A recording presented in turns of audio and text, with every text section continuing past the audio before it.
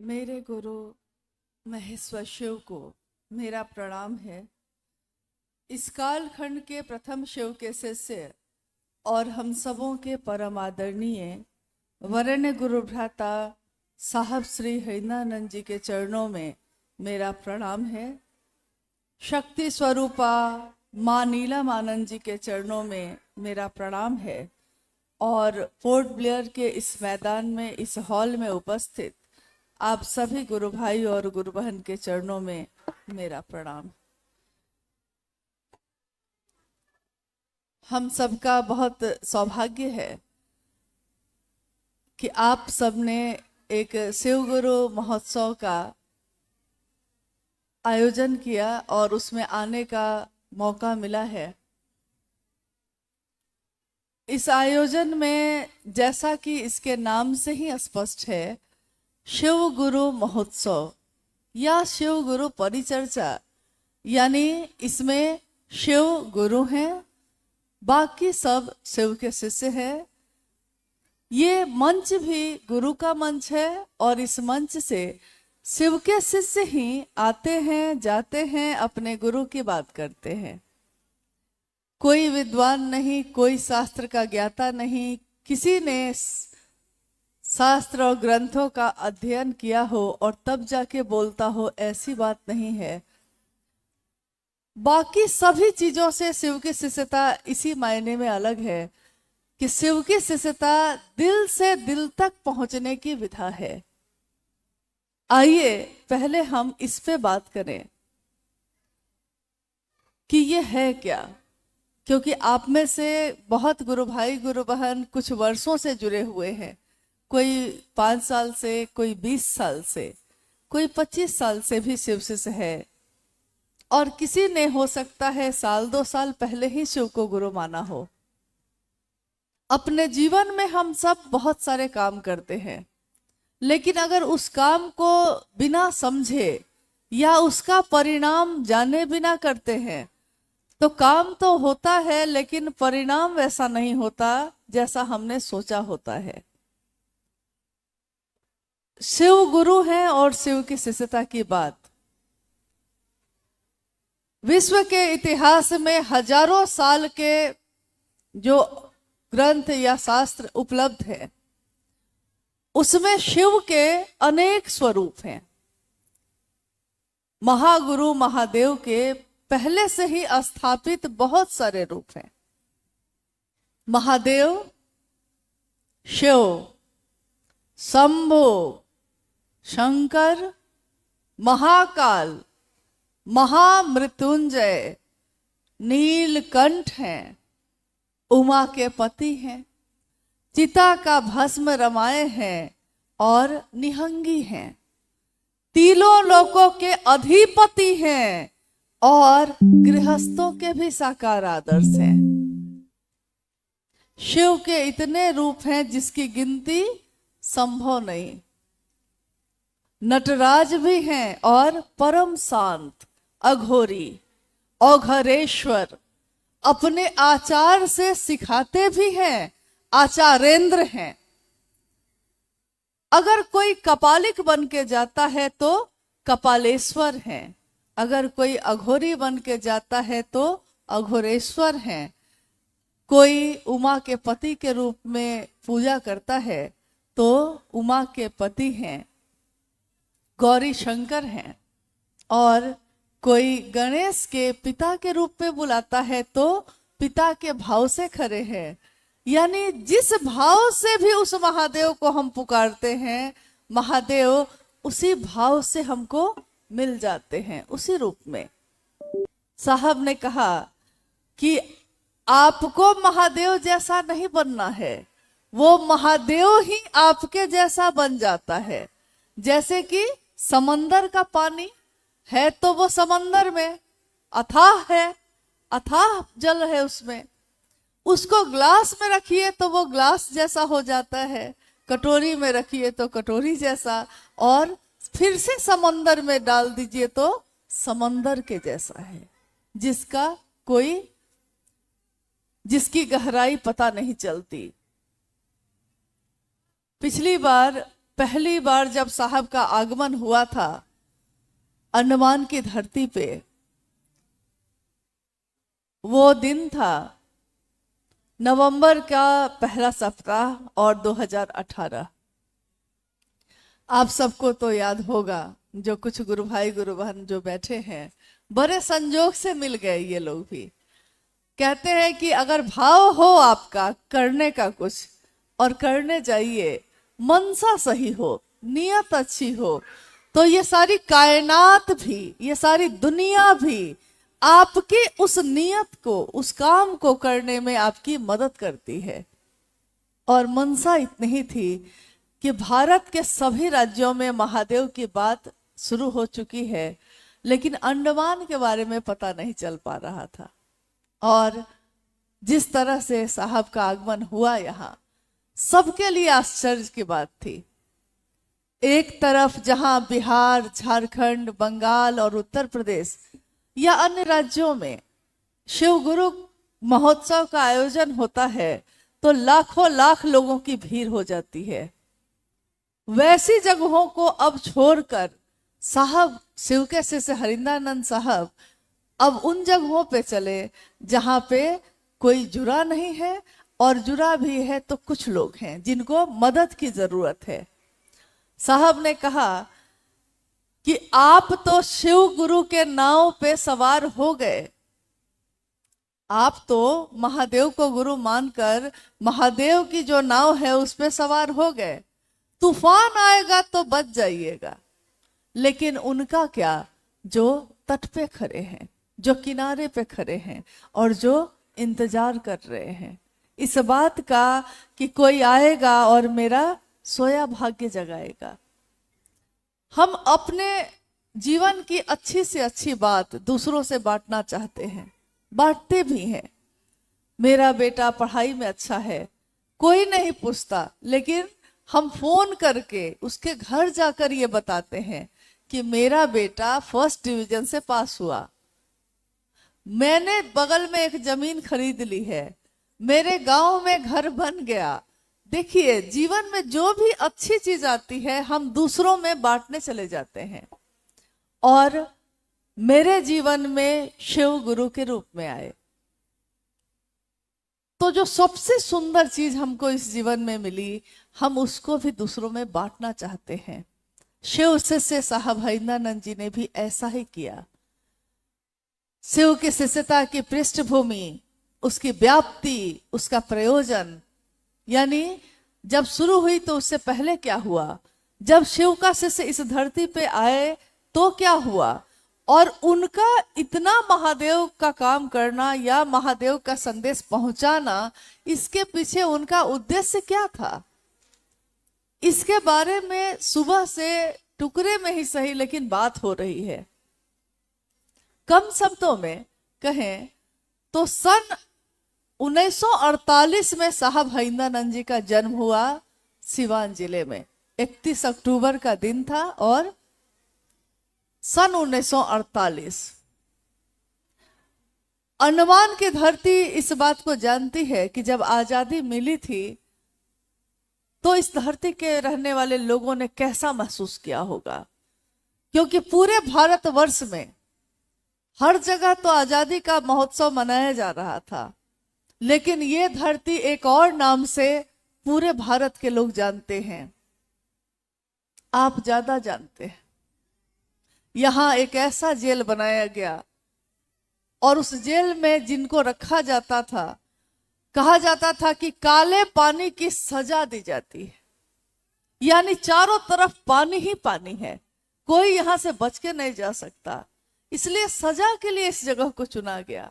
लेकिन कालांतर में जब देश आजाद हुआ और जो यहाँ आए यहीं के होके रह गए, बस गए, इस धरती को उन्होंने अपनी मां बनाया, अपनी जगह बनाई, और यही काले पानी के बीच बना हुआ, समंदर के बीच बना हुआ ये टापू, आज दुनिया के लोग इस जगह को देखने आते हैं। यानी पहले जो इसकी पहचान थी, इसकी पहचान बदली, यहाँ के लोगों ने बदला, अपने मन से, अपने वचन से और अपने कर्म से। दुनिया के लोगों को यहाँ आके अच्छा लगता है। एक दिन ऐसा भी हो कि लोग इस धरती पे इसलिए भी आए कि शिव की शिष्यता कितनी सुंदर है, जो यहाँ पल्लवित है, पुष्पित है और सुगंधित है। उस समय जब साहब के साथ हम लोग आए, 2 नवंबर सन 1918, 2018 जिस समय हम लोग आए यहाँ, 2018 के उस शाम में 3 नवंबर को यहाँ की चर्चा थी बम्बू फ्लैट में। भाई अभिभूषण हैं जो यहाँ मौजूद हैं, और उस समय यहाँ की जो गुरुबहन है रामकुमारी जी और इनका परिवार, बड़ा संयोग था कि सबको ही मिल गया, हम लोग जानते नहीं थे, मिल गया। कल कार्यक्रम था और हम लोग को पता नहीं था कि कितने लोग आएंगे, क्योंकि पता ही नहीं है कि कितने लोग थे। साहब ने कहा, समंदर के किनारे एक जगह पे हम लोग रुके हुए थे, रात हो गई तो साहब के साथ हम लोग उस किनारे पे आके बैठे। साहब ने कहा, देखो उस जहाज को जो समंदर में दिख रहा है, एक जहाज की बत्तियां दिख रही थी। उन्होंने कहा कि ये जीवन भी एक समंदर है, और इस समंदर में जैसे ये जहाज बहता है ना, वैसे ही एक जीवात्मा इस शरीर में आती है और वो इस जगत में अब चली। इस जहाज के सुरक्षा के लिए हर जगह लाल बत्तियां लगी होती हैं, जो बताती हैं, इस जहाज पे रहने वाले, चलने वाले को बताती हैं कि लाल बत्ती जहां जहां लगी है वहां से सावधान रहिएगा, मतलब उधर नहीं जाना है, नहीं तो जहाज फंसेगा। रास्ता दिखाती है कि इस रास्ते पे चलिएगा तो सुरक्षा है, शांति है और सब कुछ है जो आप चाहते हैं।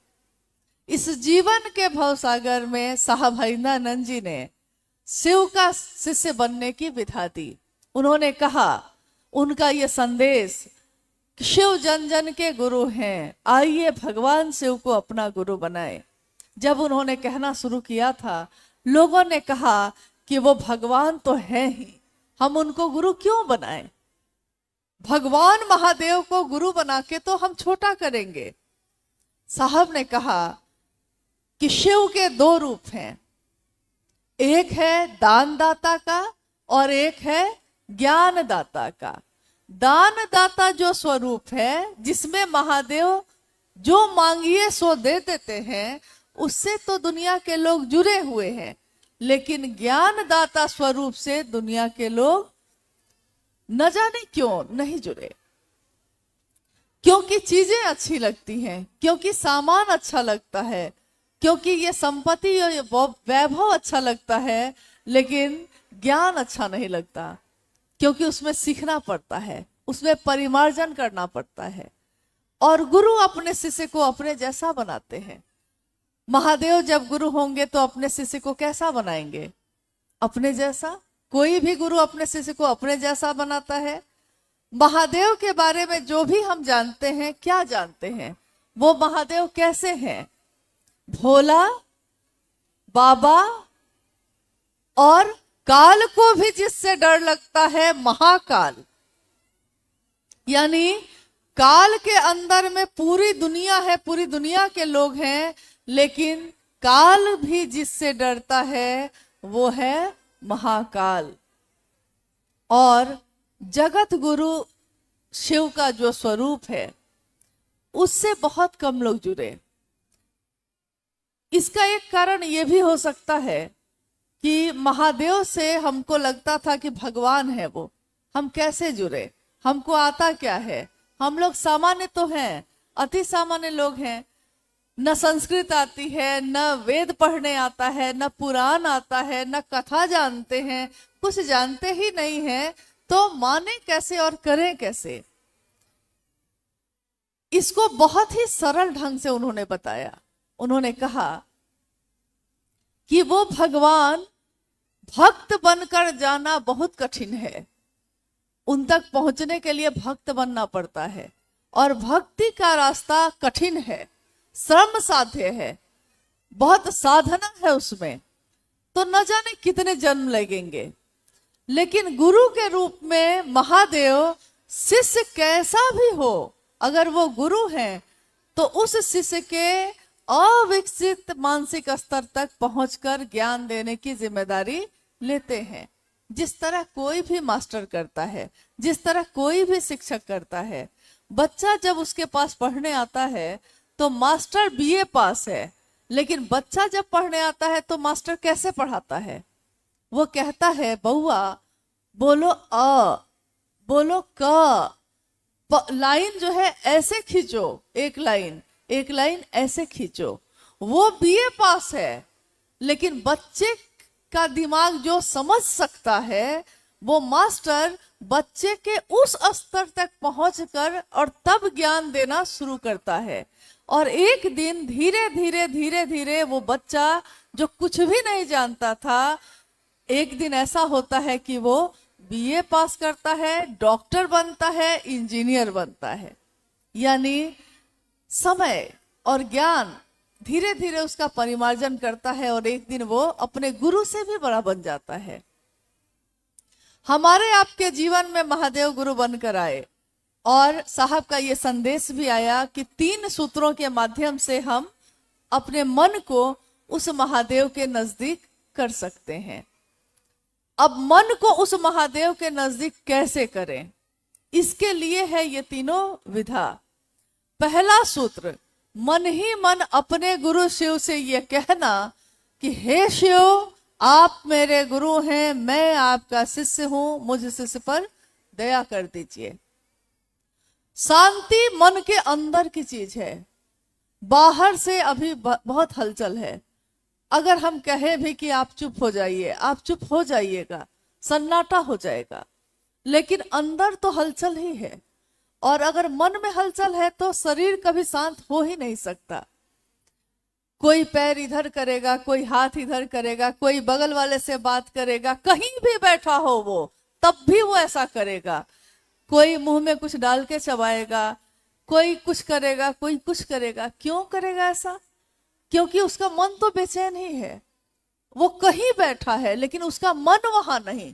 तो मन यहाँ नहीं है तो शरीर पे उसका असर दिखता ही दिखता है। आप देख के समझ जाइएगा कि वो व्यक्ति मन से आपके साथ है या नहीं है। जैसा हमारे जीवन के रिश्ते में होता है। हमारे जीवन में कितने रिश्ते हैं, माता पिता के, भाई बहन के, पति पत्नी के, बच्चों के। कितने रिश्ते ऐसे हैं 20 साल हो गए शादी के, 25 साल हो गए, लेकिन मन में प्रेम नहीं हो सका। विवाह हो गया है तो निभा दिया है, मन में प्रेम पैदा नहीं हुआ। प्रेम नहीं हुआ तो परवाह नहीं हुई, निभाया, परवाह नहीं की। महादेव को गुरु बनाकर भी हम निभाते तो हैं, लेकिन परवाह कर सकते हैं अगर तो परवाह करिए, क्योंकि वो मेरा है। जैसे मेरा बच्चा मेरा है, जैसे मेरा परिवार मेरा है, जैसे मेरी चप्पल मेरी है, जैसे मेरे कपड़े मेरे हैं। वो कपड़ा निर्जीव, वो चप्पल निर्जीव, वो पॉकेट में रखा हुआ पैसा भी निर्जीव है, लेकिन मेरा है तो हमको पता होता है कि मेरे बैग में कितना पैसा है। पैसा नहीं बोलता, ये साहब ने बार बार कहा। पैसा नहीं बोलता आपको कि दीदी हम आपके बैग में हैं और इतना है, इतना रुपया और इतना पैसा है, वो नहीं बोलता। लेकिन हम जानते हैं क्योंकि मेरा है वो। इसी तरह महादेव मेरा है तो हम उस महादेव की परवाह भी करेंगे। दूसरे सूत्र में हम शिव की चर्चा करते हैं। हम किसी की बात क्यों करते हैं? क्यों हम भी इतनी दूर से आए? क्यों आप भी अपने अपने जगह से आए हैं? कहीं ना कहीं हमारे मन में महादेव का आकर्षण तो काम करता है। ठीक है, कितनी हलचल में है हम लोग, जीवन में भी, घर में भी, यहाँ भी। गोद में छोटे बच्चे हैं, बच्चा रो रहा है, माँ उसको गोद में लेकर घूम भी रही है। पति के लिए रोटी भी बनाती है उसी हाथ से, बच्चा रो रहा है उसको भी खिलाती है, घर के सारे काम भी करती है। पति शिव शिष्य हैं भी तो वो दुकान पे गए हैं, बाजार में सामान बेच भी रहे हैं, खरीद भी रहे हैं, लेकिन मन में अपनों की स्मृति तो चल ही रही है। जो अपना है वो हमेशा याद ही रहता है, उसको हम भूलते नहीं हैं। और जिस तरह हम अपनों की याद के लिए कोई साधना नहीं करते, मंत्रों का जप नहीं करते, उसी तरह महादेव मेरा हो जाए इसके लिए भी हमको कुछ भी करने की जरूरत नहीं है। महादेव याद रह जाए, शिव याद रह जाए, इसके लिए तीनों सूत्र बस करने की जरूरत है। और इन तीनों सूत्रों को करने के लिए कहीं जाने की जरूरत नहीं है। जहां भी हैं आप, जैसे भी हैं, कर सकते हैं। महागुरु महादेव है वो। कोई शरीरधारी गुरु होगा तब भी हम उसको प्रणाम करेंगे, और वो तो महादेव ही है। महादेव ने खुद को महादेव नहीं कहा, महादेव ने नहीं कहा कि मुझको प्रणाम कहना, महादेव ने नहीं कहा कि मेरा प्रचार करना, महादेव को इसकी जरूरत नहीं। लेकिन महादेव की दुनिया में हम आप रहते हैं। ये समंदर महादेव का, ये धरती महादेव की, ये आकाश महादेव का, ये सूरज चांद महादेव के, ये सांसें मेरी आपकी जो है महादेव की दी हुई है, ये जीवन, ये शरीर, ये दिल, ये दिमाग, ये सब कुछ उनका दिया हुआ। आप ही का दिल है ना, कितनी बार धड़केगा आपको मालूम है? आप ही का तो दिमाग है, मेरा ही तो है। अभी 1 मिनट के बाद आपके दिमाग में किसके लिए क्या बात आएगी आपको भी पता नहीं। अभी जिससे प्रेम करते थे, अगले दिन पता चल रहा है कि सबसे बड़ा दुश्मन वही हो गया। मेरा ही तो दिल है, किसी को प्रेम करता है और किसी से नफरत करता है। दिल तो मेरा है, इस दिल पे भी मेरा नियंत्रण नहीं है, इस जीवन पे नहीं है, अपनी सांसों पे नहीं है। लेकिन तब भी हमको अहंकार होता है कि मेरा है ये। और जिस दिन हमारा मन ये समझ जाता है कि महादेव के नियंत्रण में ही सब कुछ होता है, उस दिन हम समर्पित होना सीखते हैं। समर्पण, एक निष्ठता। शिव की शिष्यता में कुछ भी अस्थाई या अनिवार्य साहब ने नहीं कहा। उन्होंने कहा सिर्फ शिष्य भाव अस्थाई होना अनिवार्य है, धीरे धीरे होता है, एक दिन हो जाता है, फिर वो बदलता नहीं।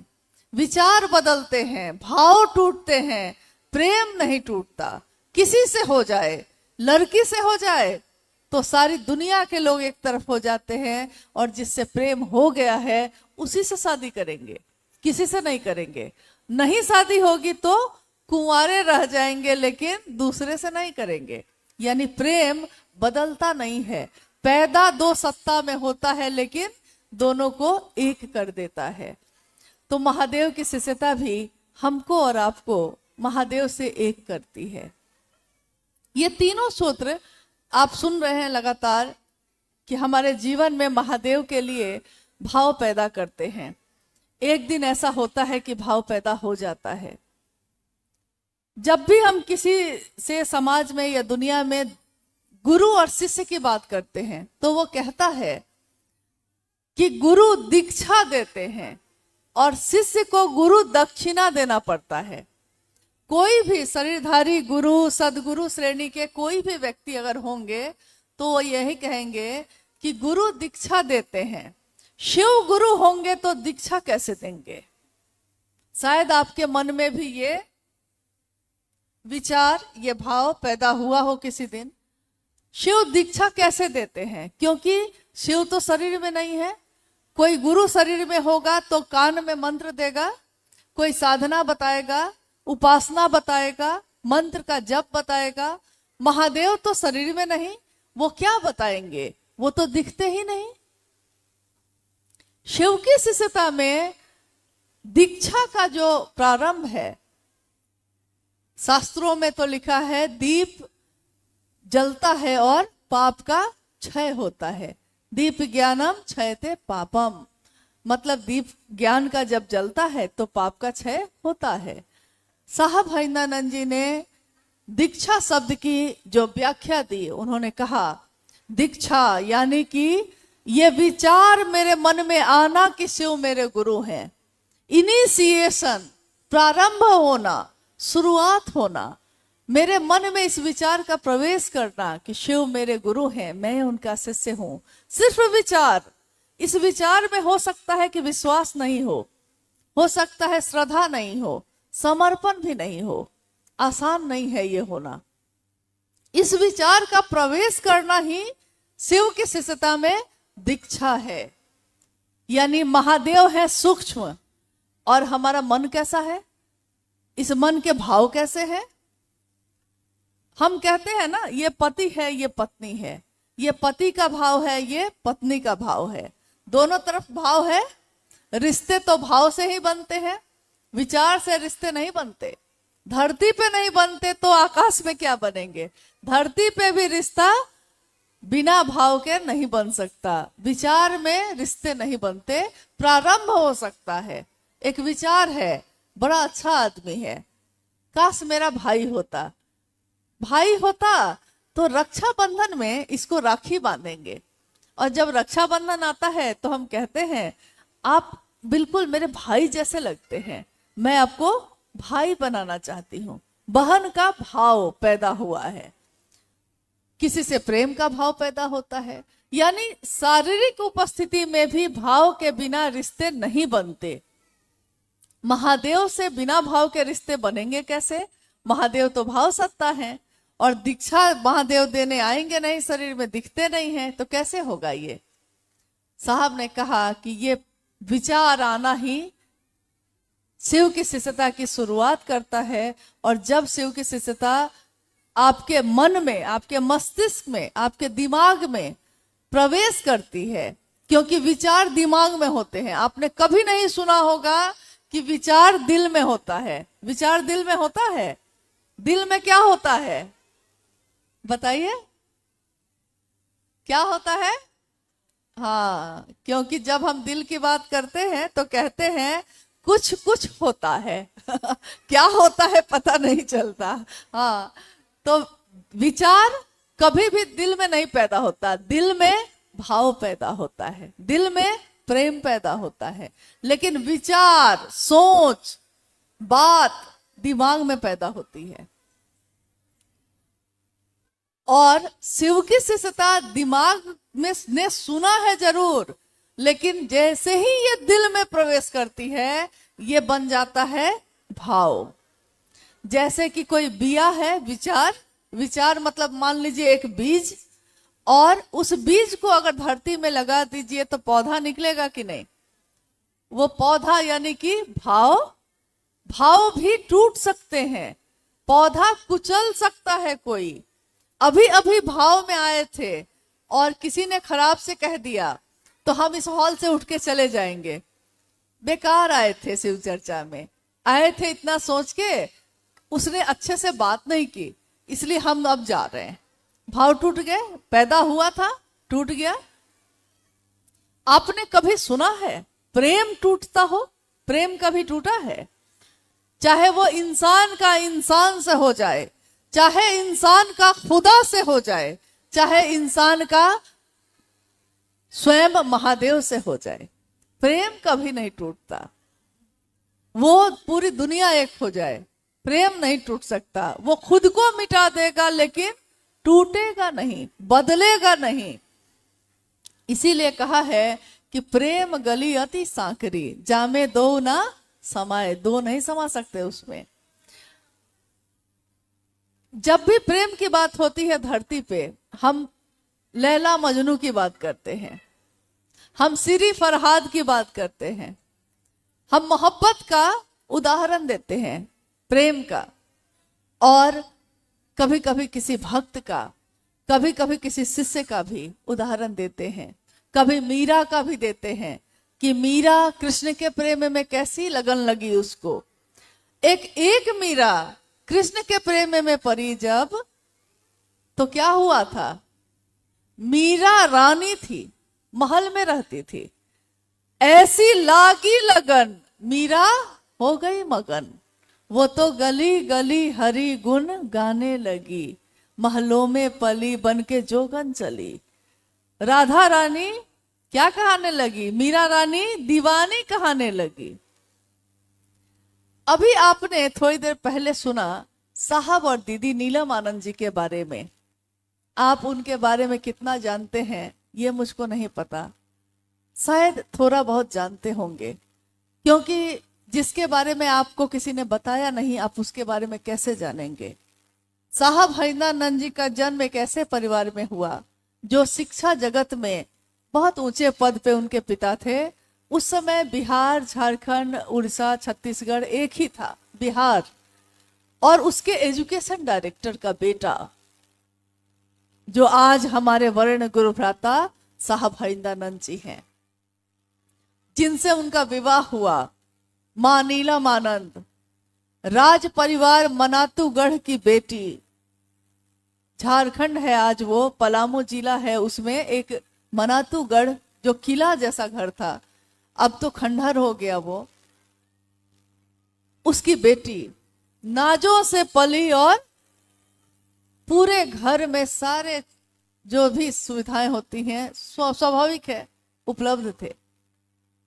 जब साहब हरिंद्रानंद जी के साथ उनका विवाह हुआ सन 1972 में, 1974 में साहब ने शिव को अपना गुरु माना, लेकिन 12 वर्ष की आयु के जब वो थे, जैसे हमारे आपके बीच कुछ बच्चे बैठे हैं, कोई 12 साल का है, कोई 15 साल का है, कुछ बच्चे बैठे हैं।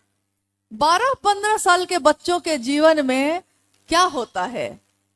मोबाइल पे देखना, वीडियो गेम खेलना, अभी के समय में यही होता है। जब साहब थे 12 साल के, उस समय के बच्चे खेलते थे कबड्डी, कैरम, लूडो, यही खेलते थे, यानी खेल था उनके जीवन में। साहब हरिंद्रानंद जी जो 12 साल की आयु में, उससे भी पहले शिव की तस्वीरों पे पानी से, पाइप से पानी गिरा रहे हैं, और तस्वीर जो है वो कागज की होती थी उस समय, कागज की तस्वीर गल के गिर जाती थी। उनकी माँ कहती, क्या कर रहे हैं बरकू आप? वो कहते, मैं देखता हूं कि महादेव में कितनी ताकत है। महादेव कागज का है, गल के गिर गया। और 12 साल की आयु होते होते उनके जीवन में कुछ ऐसे लोग मिले जिन्होंने कहा कि चमत्कार सीख सकते हो, चमत्कार सीखने की भावना जागी। उस समय उन्होंने कुछ गुरु लोगों की जो तलाश की, उसमें कोई शमशानी भी मिला, कोई कपालिक भी मिला, किसी ने शमशान साधना सिखाई, किसी ने मंत्रों का जप करना सिखाया, किसी ने कुल कुंडलनी साधना सिखाई। ये सब करते हुए भी साहब हरिंद्रानंद जी के जीवन की प्यास नहीं बुझी। और इधर घर का हाल ये था कि उनकी माँ राधा देवी को आसपास के लोग कहने लगे थे कि आपका जो बेटा है बड़ा वाला बिगड़ गया, क्योंकि वो अघोरी हो गया है, क्योंकि वो शमशान में जाता है। मतलब जो शमशान में जाता है वो दुनिया की नजर में बिगड़ गया। तो इनकी माँ थी वो, उनको दुख हुआ। उन्होंने दुखी मन से अपने बेटे हरिंद्रानंद जी से कहा, बरकू, लोग कहते हैं कि आप विक्षिप्त हो गए हैं, लोग कहते हैं कि आप बिगड़ गए हैं, मैं माँ हूं, मुझको सुन के बुरा लगता है। आपके पिता इतने बड़े अधिकारी हैं शिक्षा जगत के, आप पढ़िए ना, कोई बड़े अफसर बनिए। आपके बाद 3 भाई बहन हैं, आपको देखकर वो लोग सीखेगा। हम भी अपने घरों में कहते हैं, जो बड़ा बच्चा होता है उसको कहते हैं कि अरे तुम बनो, नहीं तो बाकी भाई बहन भी बिगड़ जाएंगे। वो भी उस दिन यही कह रहे थे।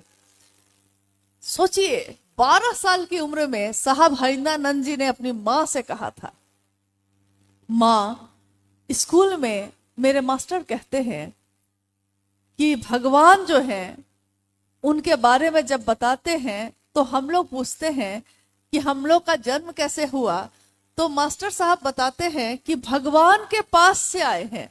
जब बच्चे का जन्म होता है तो हम लोग यही कहते हैं, बच्चा कहाँ से आया है? भगवान के पास से आया है। और किसी की मौत हो जाती है तो लोग कहते हैं कि भगवान के पास चला गया। यानी ये बात तो तय है कि आता भगवान के पास से है और जाता भगवान के पास है।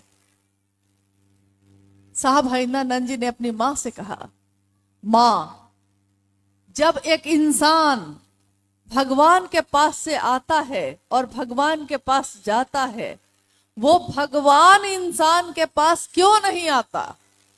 मैं चाहता हूं कि भगवान इंसान के पास आए और एक दिन मैं लेकर आऊंगा।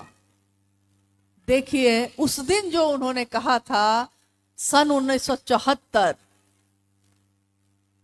का वो समय था जब उन्होंने शिव को अपना गुरु बनाया।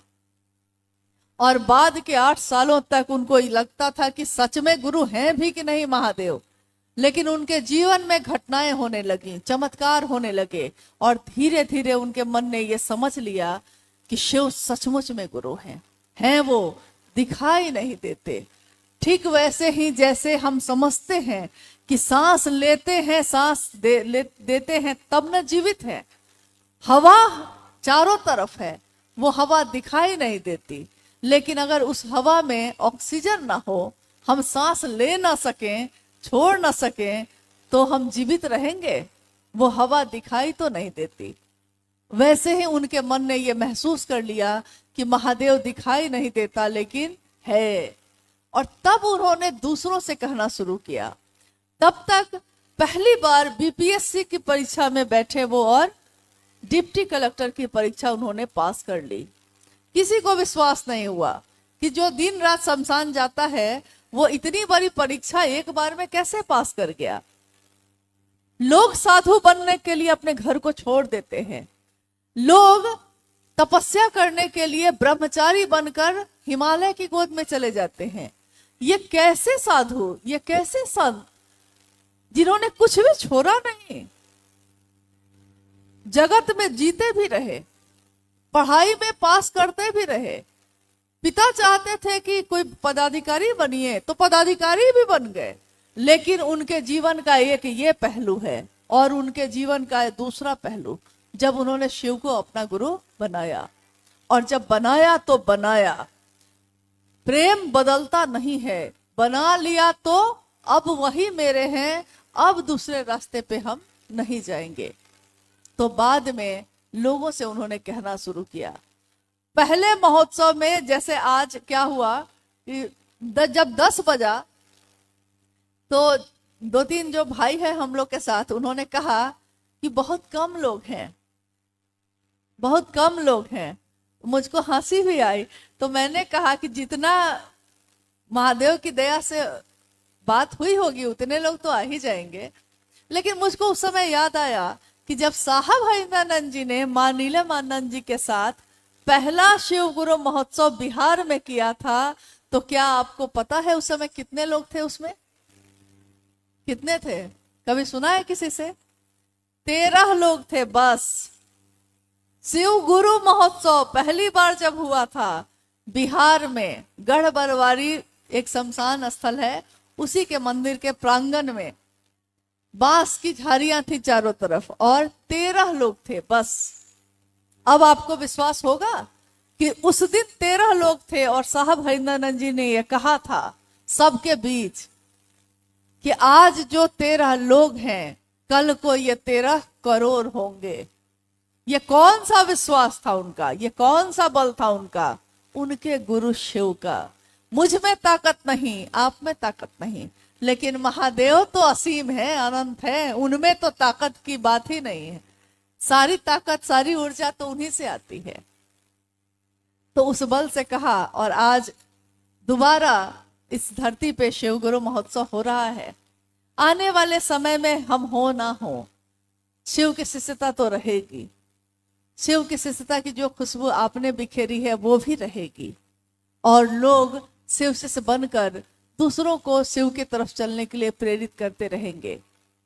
एक छोटी सी कहानी है, क्योंकि अब समय भी हो रहा है और अब हम लोग भी विदा होंगे, आप भी विदा होंगे। एक छोटी सी घटना जिससे हम लोग सीखते हैं बहुत कुछ। एक आश्रम में बहुत सारे शिष्य थे, एक गुरु थे। गुरु वृद्ध हो गए। उन्होंने सोचा कि इतना बड़ा आश्रम बन गया है मेरा, इतने शिष्य रहते हैं, कल को मेरे इस शरीर का अंत होगा, फिर इसको कौन संभालेगा? तो उन्होंने अपने शिष्यों की परीक्षा ली। परीक्षा लेते हैं गुरु, परीक्षा जब ली तो धीरे धीरे धीरे धीरे करके सारे शिष्य छंटते चले गए। अंत में 2 शिष्य बचे। गुरु ने सोचा कि अब दोनों शिष्य जो है बराबर है, इसमें से कौन सबसे अच्छा है पता नहीं चल पा रहा है, दोनों के अंक बराबर आए।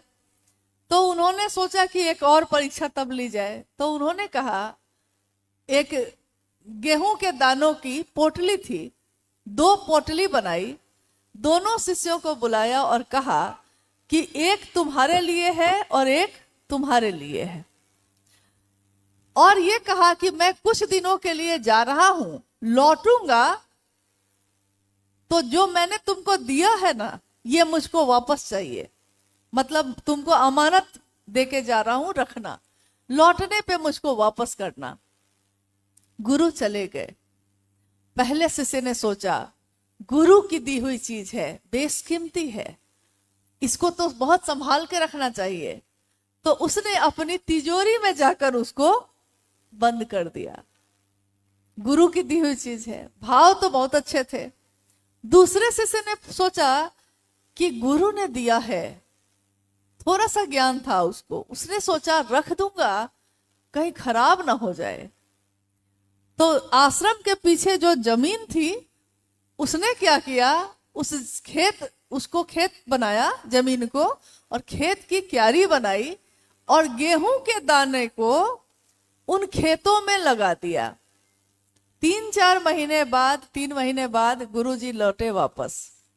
पहले शिष्य को बुलाया और कहा कि जो मैंने तुमको दिया था वापस करो। उस शिष्य ने कहा, गुरुजी बहुत अच्छे से रखे हैं। गया दौड़ के लाने, निकाला, लाया, पोटली खोली गई तो क्या हाल हुआ होगा? क्या? दाने सब सड़ गए थे, क्योंकि पोटली में बांध के रख दीजिएगा तो वो सड़ ही जाएगा। और दूसरे शिष्य को बुलाया, कहा कि मेरी पोटली वापस करो। अब वो शिष्य घबरा गया, उसने कहा, गुरुजी मेरे हाथ में नहीं है। गुरु ने पूछा कि तुम्हारे हाथ में नहीं है तो कहाँ है? तो उनको हाथ पकड़ के पीछे लेकर चला गया और पीछे दिखाकर बोलता है, ये जो खेतों में बालियां है ना गुरुजी, आपके वो थोड़े से जो गेहूं के दाने थे उसी का परिणाम है ये, तो अब मैं कैसे दूं? अब सोचिए गुरुजी ने किसको चुना होगा? उसको जिसने गुरु की दी हुई चीज को और बढ़ाया। एक दिन साहब यहां आए, उन्होंने शिव के शिष्यता का दान दिया, शिव का ही दान दे दिया। कहा कि तुम लोग बढ़ाना, और गुरु का आदेश था, ये शिव का आदेश था, जो तुम करते हो दूसरे को करने को कहना। गुरु के आदेश को उसने दूसरों तक पहुंचाया। साहब हरिंदरानंद जी ने दूसरों तक पहुंचाया और कहा, इसको बढ़ाना।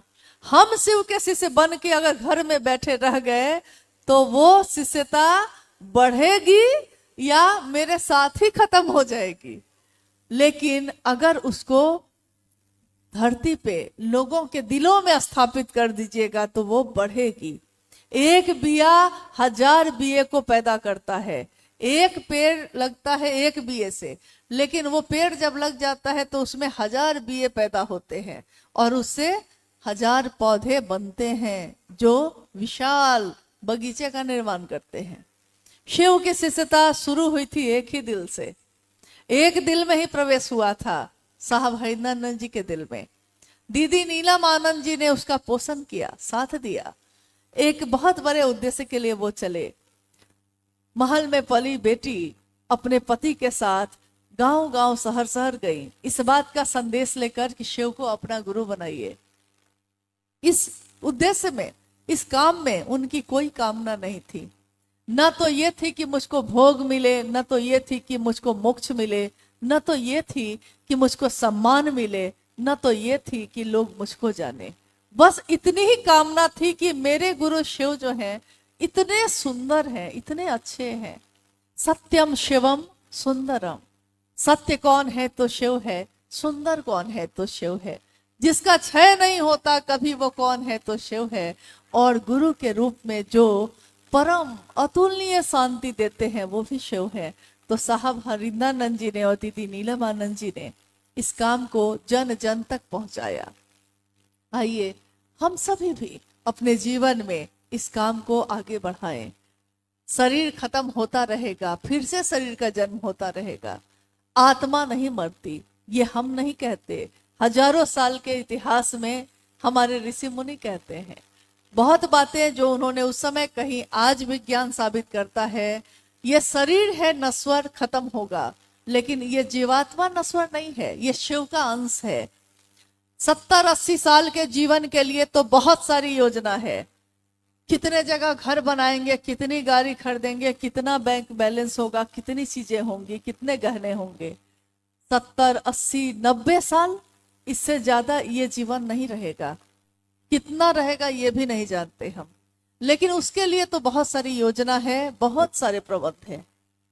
इस जीवात्मा की जिसकी उम्र हजारों साल की होगी या पता नहीं कितनी होगी, जब शिव का अंश है तो शिव ही है।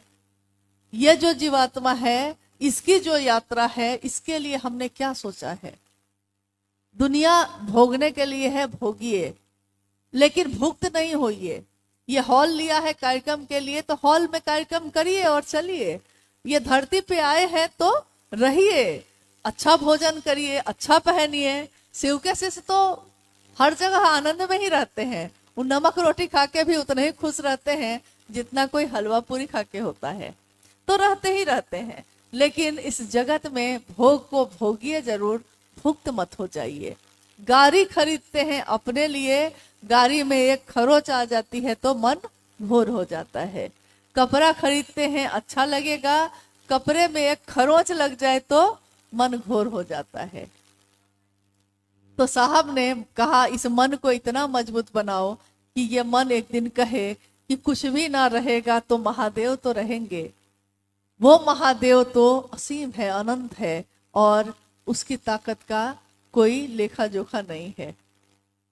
शास्त्रों ने कहा कि अग्नि स्तंभ की तरह, जैसे जिसका ना आदि पता है ना अंत पता है, स्वयं भू कहा गया उनको। उसी शिव को, जगत गुरु शिव को अपना गुरु बनाने का ये आवाहन है साहब हरिंद्रानंद जी का। इस आवाहन में आइए हम सभी शामिल हों, और चाहे आप फिर मिले ना मिले, लेकिन अपने जीवन में बस इतना करिएगा कि मन ही मन उस शिव से दया मांगिएगा। कहीं भी कोई मिले तो उससे महादेव की बात करिएगा। शायद आपके मन में भी महादेव प्रवेश कर जाए। जिसकी बात हम सबसे ज्यादा करते हैं, नींद में भी वही दिखाई देता है। और उस महादेव को जैसे आता है वैसे ही प्रणाम करिएगा। माला पे जप कर सकते हैं तो माला पे करिएगा, कुछ भी नहीं आता है तो सांसों पे करिएगा। सांसों की माला पे जप लूं मैं शिव का नाम। इस सांसों की माला पे मैं शिव का नाम जप लूं। इस सांसों की माला का की कोई गिनती नहीं होती। जब जन्म हुआ तो शुरू हुई, जब शरीर खत्म होगा तो खत्म होगी। यानी इस पूरे जीवन के माला पे उस शिव का नाम हम जप सके, ऐसी दया मेरे गुरु शिव हम सबों पर करे। हमारा आपका जीवन शिवमय हो, सुखमय हो, और हम अपने गुरु को गुरु दक्षिणा में, जैसा भाई अनुज जी ने कहा, अर्चितानंद जी ने कहा, गुरु दक्षिणा वही होती है। शिव शरीर में नहीं, आपके कपड़े की जरूरत नहीं उनको, आपके पैसे की जरूरत नहीं, आपके फल आपकी मिठाइयों की जरूरत नहीं, भाव की जरूरत है। जिस तरह किसी भी रिश्ते में भाव की जरूरत होती है, शिष्य भाव दे सके, ये तीनों सूत्र निस्वार्थ भाव से कर सके, ये तीनों सूत्रों का जो हम करने की का तरीका है, प्रक्रिया है, यही गुरु दक्षिणा है। क्योंकि कृतज्ञता, एहसान मानना, अपने गुरु के लिए झुकना, यही सबसे बड़ी गुरु दक्षिणा है। हम अपने गुरु को ये दे सके। और जैसा सुबह से ये बात हो रही है कि अंडमान निकोबार की इस धरती पे बहुत सारे द्वीप हैं, हर जगह ये बात, ये संदेश पहुंच सके, इसमें आपके सहयोग की जरूरत है। आप सब थोड़ा ही सही लेकिन महादेव के लिए भी करने की कोशिश करिएगा। चलिए अब हम लोग आप लोगों से विदा लेते हैं। फिर जीवन रहा, फिर पाए तो जरूर आएंगे, लेकिन आए ना आए, एक दूसरे के दिलों में ये स्मृति हमेशा ताजी रहे, अच्छी रहे, जगी रहे। महादेव मेरे गुरु हैं, आपके भी हैं, और अगर ये बना रह गया तो हमारा आपका रिश्ता तो हमेशा रहेगा। शायद इस जन्म में शरीर खत्म हो जाए, लेकिन शिव शिष्यों का रिश्ता कितने जन्मों का होगा हम नहीं जानते। एक बार साहब से मैंने पूछा था कि आपके लिए जो हम सबका मन इतना लुभाता रहता है, ये कि कहते नहीं है कि तेरा मुझसे है पहले का नाता कोई, ऐसे ही तो दिल को नहीं लुभाता कोई। तो साहब ने कहा था कि शिव शिष्य जो आज हैं लाखों की संख्या में, इन सभी से मेरा रिश्ता हजारों वर्षों से है, कितने जन्मों से है, ये एक जन्म का रिश्ता है ही नहीं। तो ये मेरा विश्वास है कि ये इस जन्म का रिश्ता सिर्फ हमारा आपका नहीं है, पहले का भी था और आगे भी रहेगा ही रहेगा। इसलिए जब ये तय है कि साथ ही रहना है, तो आइए प्रेम से शिव भाव में रहते हैं। हम सबका जीवन शिवमय हो, सुखमय हो, इसी की कामना करती हूँ। अपने गुरु शिव को प्रणाम करती हूँ और आप सभी के भी चरणों में मेरा प्रणाम है।